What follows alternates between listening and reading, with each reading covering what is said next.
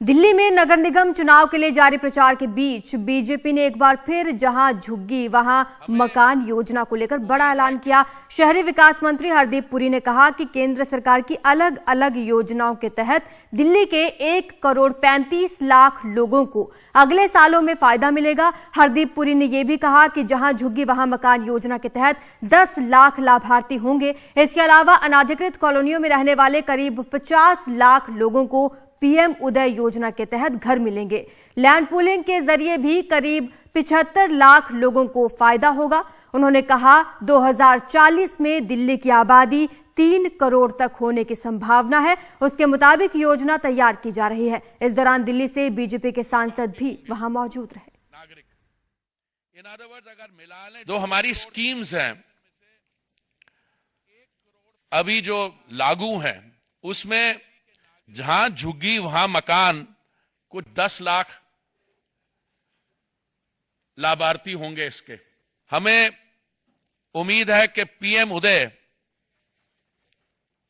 जो regularisation of unauthorised colonies है इसमें करीब हमारे 50 लाख नागरिकों को बेनिफिट मिलेगा। और तीसरी योजना जो है लैंड पूलिंग, हमारी असेसमेंट है इसमें 75 लाख लाभार्थी होंगे। इस वक्त हमारे साथ मनोज तिवारी हैं जिनसे बात करने की कोशिश करते हैं। यहाँ पर तमाम सांसद इकट्ठा हुए से पर्पस क्या था मोटे तौर पे अगर साधारण भाषा में समझाएं? आज दिल्ली की जनता को जो डीडीए के हाउसेज में रहती है, ग्रुप हाउसिंग में रहती है, जिनका अपना घर है, उनका एफएआर डबल करने का निर्णय ले लिया है नरेंद्र मोदी जी की सरकार ने, बीजेपी ने। हमारे यूडी मिनिस्टर साहब ने इसका अनाउंसमेंट कर दिया। रीडेवलपमेंट मतलब आपके घर को उसको फिर से थोड़ा सा रेनोवेट करने में, बनाने में, बढ़ाने में जो एफआईआर है वो डबल करके वो सारी सुविधा दी जाएंगी। कोई भी आपको डंडा दिखाने नहीं आ सकता, कोई भी आपसे किसी तरह की गलत डिमांड करने नहीं आ सकता। आज वो व्यवस्था यूडी मिनिस्टर के थ्रू नरेंद्र मोदी जी ने कर दिया। 2041 के मास्टर प्लान के मुताबिक अब एफआईआर कितना हो जाएगा सर? अभी 2 के करीब आसपास बताया जा रहा है। डबल जो भी है उसका डबल एफआईआर डबल हो जाएगा। लैंड पूलिंग की समस्याओं से निजात दिला के वहां के लोगों को भी ये सुविधा दे दी जाएगी। और जो भी जिनका घर है वर्तमान एफआईआर से जितना एफआईआर दिया हुआ है उससे डबल हो जाएगा। मुझे लगता है ये दिल्ली की इतनी बड़ी समस्या थी जिसका निदान बड़ी आवश्यक था।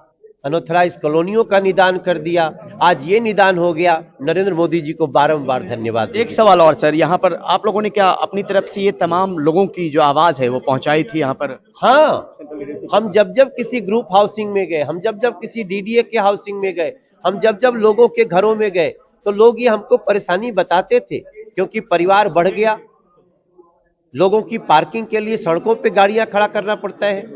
तो इस एक अनाउंसमेंट में बहुत सारी समस्याओं का निदान कर दिया है। धन्यवाद मोदी जी। बहुत शुक्रिया। नई दिल्ली से परिमल कुमार, एनडीटीवी इंडिया।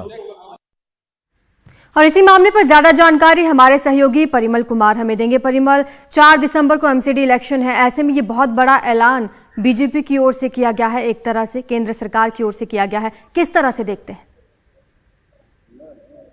निश्चित तौर पे ये मास्टर स्ट्रोक आप कह सकती हैं क्योंकि लोगों की जो समस्याएं हैं, क्योंकि हमने पहले भी देखा कि अनधिकृत कॉलोनी का बात हो या जहां झुग्गी जहां मकान की बात हो, तो वहां पे करीब 3000 जो घर हैं वो कालका जी में फ्लैट बना के दिए गए और बाकी जगहों पे भी चल रहा है। और वो भी ठीक एमसीडी चुनाव से पहले हुआ था। और अब चुनाव से पहले ये घोषणा जो मिडिल क्लास है या लोअर मिडिल क्लास है जो डीडीए फ्लैट्स में रहता है या ग्रुप हाउसिंग सोसाइटी में रहता है, उनका एफआईआर बढ़ने का मतलब है सीधे तौर पे फ्लोरिडा रेशियो का, कि वहां पर उनको अपना दायरा जो है, जो मकान छोटा होता था उसको थोड़ा बड़ा कर पाएंगे।